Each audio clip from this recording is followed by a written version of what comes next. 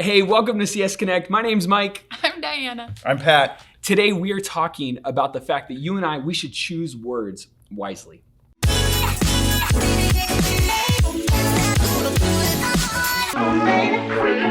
Hey, so I was just sharing with you guys as we were talking about, what to film today.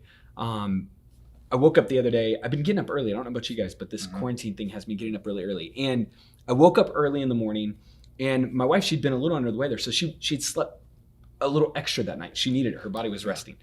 And I was so frustrated by the idea that, here I am going to work every day, and she's kind of at home, and, it's a dangerous place when you start thinking that way.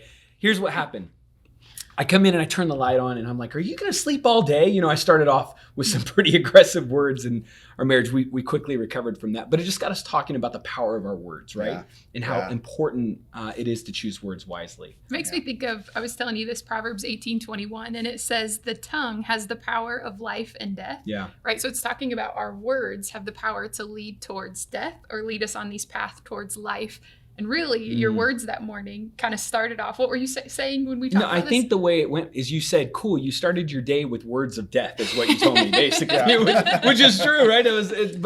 No, I'm kidding. It was an awful way to start a day, but how often do we do that?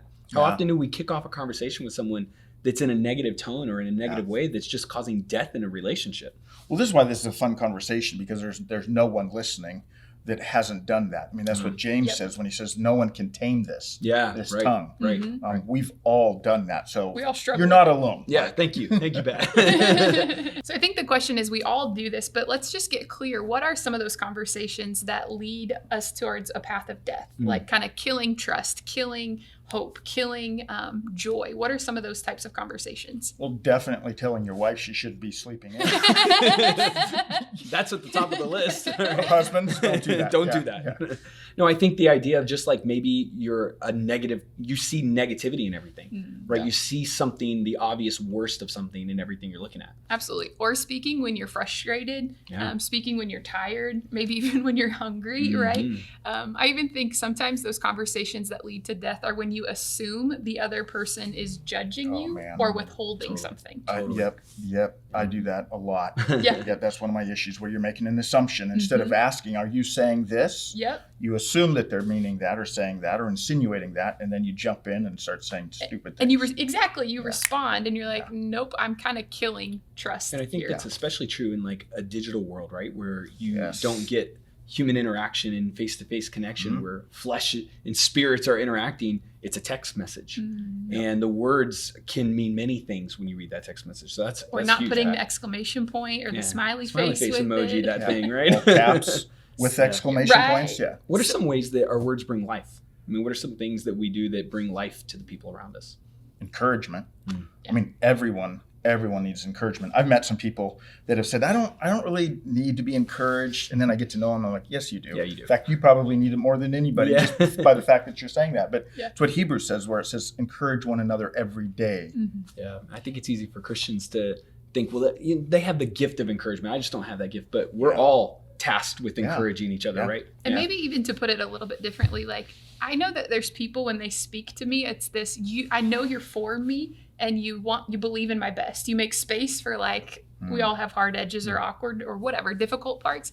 But when somebody speaks to you saying, I believe in you, I see the value you have and your worth, that's a life-giving conversation, even if they have to say a hard truth, right? Yeah. Or maybe conversations that lead to life, or conversations that offer grace and forgiveness, or conversations that assume the best. Or what about those, I keep talking and run on sentences, fellas, I like the words, but what if it's those conversations that help you believe who God says you are? Of man, you're celebrated. Really all of heaven celebrates when one sinner repents. We were talking about that in the Luke study. Like, heaven celebrates you. Heaven wants you. You're not just tolerated, you're celebrated. I think it's so important to remember too, like, as we interact with life and death words, that every person's different. Yeah. And it starts with love, right? Pat, if I care for you and I love you, it's going to be, man, how can I interact with Pat in a way that's going to be cautious to not bring death and is going to be wise enough to bring life into that specific relationship? Because I know working with different people on my team, but also just like I have two very different kids who need different words. And so learn that person, understand what it is that's so wise that God's wired them for. So because if you say some words to your son he probably wouldn't care, but those words would mean so much to your daughter or vice versa. Yeah, like the words of love to my son are bathroom humor right now, right? Yeah. But my daughter doesn't care much about that. No. Fart jokes are great for a 5-year-old boy. It means a lot, you know? Yeah. Or 15-year-old boys or 25 or it never goes away, yeah. right? I think it'd be cool also to talk about the fact that what happens when we mess that up?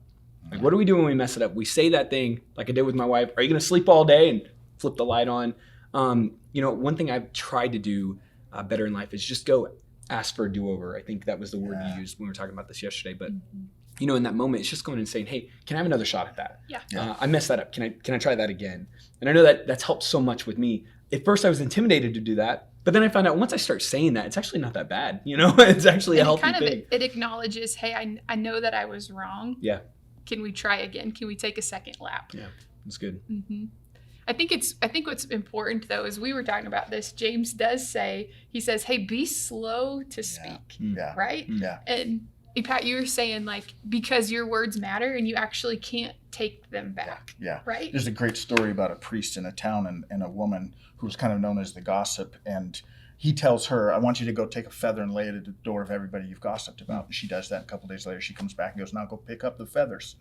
She's like, they're gone.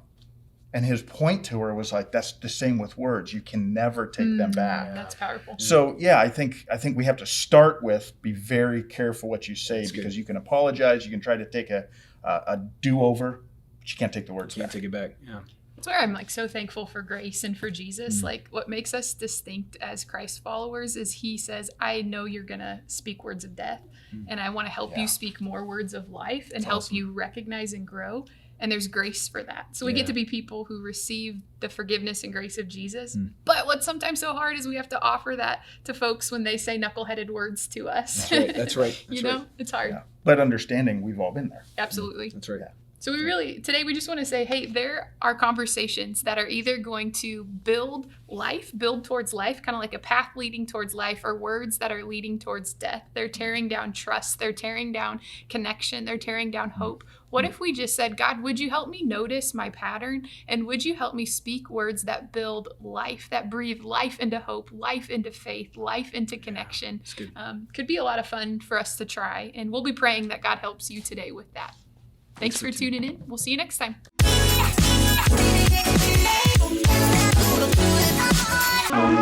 Freedom.